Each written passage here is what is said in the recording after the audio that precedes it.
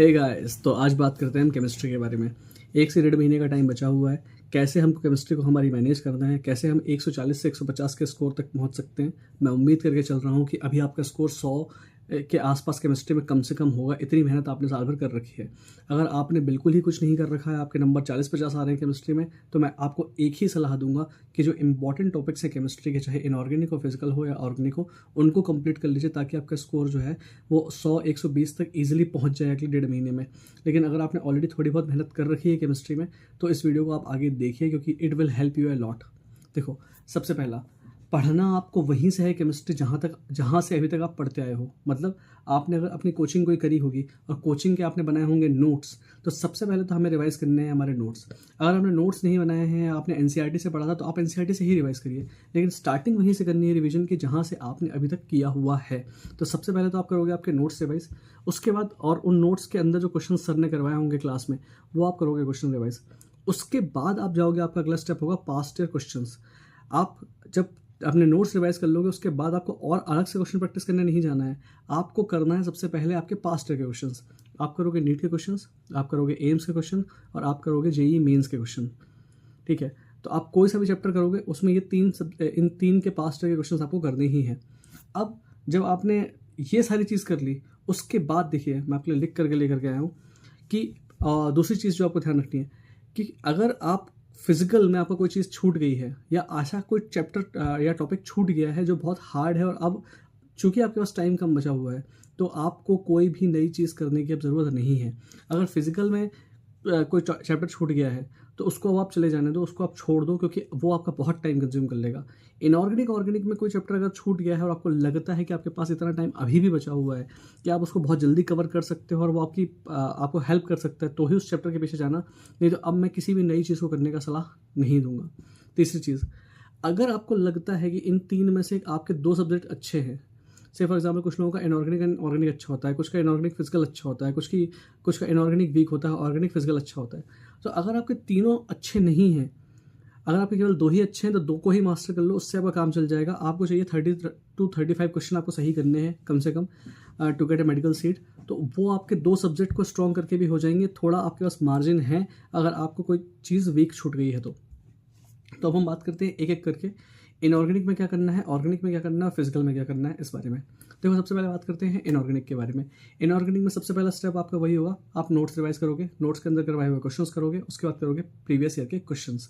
अगर आपने इनऑर्गेनिक कर रखी है अपनी एनसीईआरटी से, तो फिर आप एनसीईआरटी करोगे। अगर आपने एनसीईआरटी नहीं करी है अभी तक इनऑर्गेनिक की, तो फिर आप भरोसा रखिए आपके सर के क्लास के नोट्स पे। एनसीईआरटी मत करिए, अपने सर के नोट्स के भरोसे पर ही आपका पेपर निकल जाएगा, क्योंकि करना वहीं से है जहाँ तक अभी तक किया है।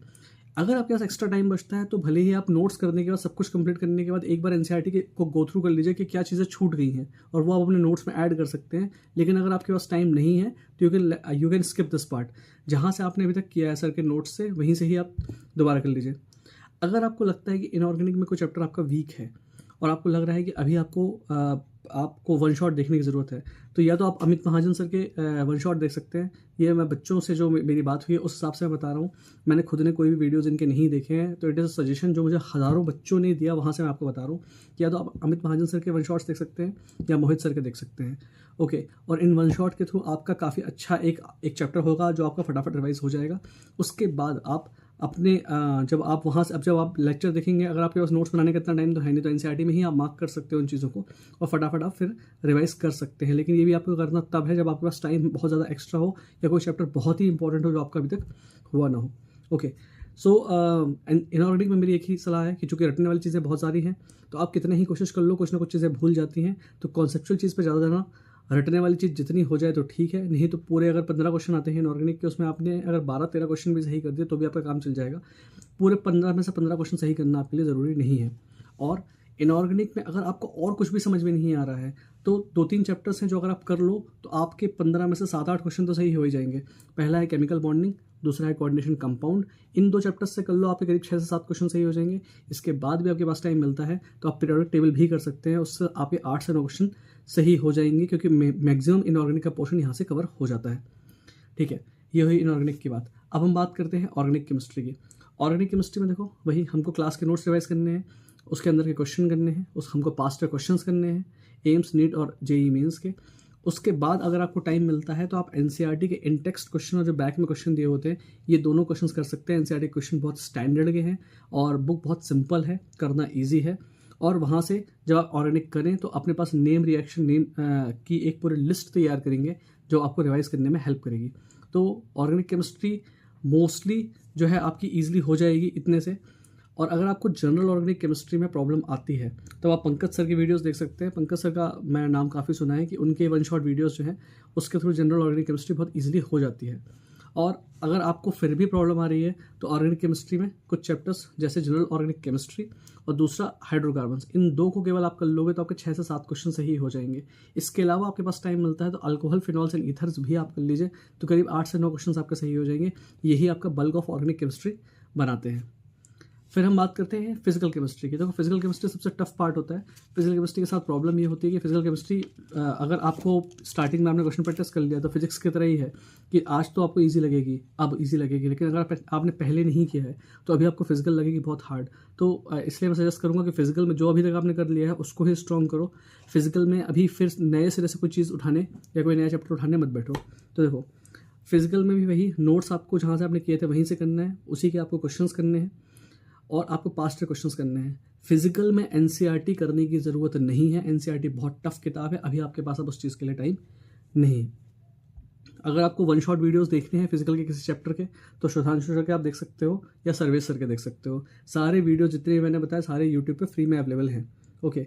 और फिजिकल में जब आप रिवाइज कर रहे हो तो आपको साथ में अपने फॉर्मूलाज की एक शीट बनानी है, क्योंकि फॉर्मूलाज ही काम में आते हैं जब आप क्वेश्चन प्रैक्टिस कर रहे होते हो। इसके अलावा फिजिकल के आजकल न्यूमेरिकल्स बहुत इजी आते हैं, कैलकुलेशंस भी आपके अप्रॉक्सीमेशन से काम चल जाता है। बहुत टफ क्वेश्चंस के पीछे नहीं जाना है फिजिकल की। फिर भी फिजिकल में अगर आपको कुछ सेलेक्टेड चैप्टर्स की अगर हम बात करते हैं तो आप कर सकते हो केमिकल काइनेटिक्स, वहाँ से करीब 2 से 3 क्वेश्चन आ जाते हैं। आप कर सकते हो एटॉमिक स्ट्रक्चर, वहाँ से आपके आराम से 3 से 4 क्वेश्चन आ जाते हैं। और इन दोनों चैप्टर को ही केवल आप कर लेते हो तो आपके 5 से 6 क्वेश्चन सही हो जाएंगे। इसके अलावा अगर आपके पास टाइम मिलता है तो आप कर सकते हो मोल कॉन्सेप्ट, 2 से 3 क्वेश्चन वहाँ से हो जाएंगे आपके। इसके अलावा आप कर सकते हो थर्मोडाइनमिक्स, 2 से 3 क्वेश्चन वहाँ से हो जाएंगे। और आप कर सकते हो इलेक्ट्रोकेमिकल रिएक्शंस, जिससे आपके आराम से 3 से 4 क्वेश्चन हो जाएंगे। लेकिन आप केवल केमिकल काइनेटिक्स, एटॉमिक स्ट्रक्चर और मोल कॉन्सेप्ट, इन 3 चैप्टर्स को ही ढंग से करके करीब 7 से 8 क्वेश्चन सही कर सकते हो। तो मैंने आपको इंपॉर्टेंट चैप्टर्स भी बता दिया, करना कैसे है ये भी बता दिया, और ये भी बता दिया कि आपको बेसिकली आपको किस तरह से अपनी पूरी प्रिपरेशन को स्ट्रेटेजाइज करना है। मेन थिंग ये है कि इस समय आपको केमिस्ट्री में पहले रिवीजन करना है और आपको पास्ट के क्वेश्चंस कंप्लीट करने हैं। और अगर आप साथ में मॉक टेस्ट दे रहे हैं तो बहुत अच्छी बात है। अगर आप मॉक टेस्ट नहीं भी दे रहे हैं लेकिन एटलीस्ट आपके प्रीवियस ईयर क्वेश्चंस और जो आपके नोट्स में साथ में सर ने क्वेश्चन करवाए होंगे वो क्वेश्चंस होने बहुत ज़्यादा ज़रूरी हैं।